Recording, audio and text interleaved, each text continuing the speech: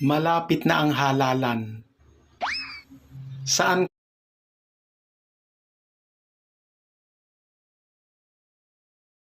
Ngayon di na katulad ng dati. Oo, may nagbago sa'kin pero di ugali. Kayo yung nagiba, kayo yung nagiba. Kung tingin nyo sa'kin masama, kayo yung nagiba. Iba na. Di ba na magkamali ang sangtulad ko?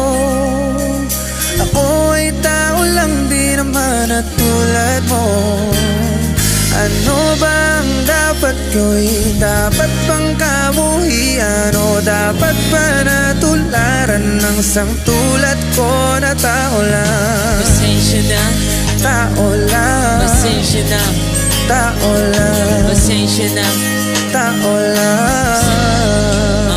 Barinig naman ang rap mo, sample naman dyan. Ang ganda naman ng cap mo, arbor na lang yan.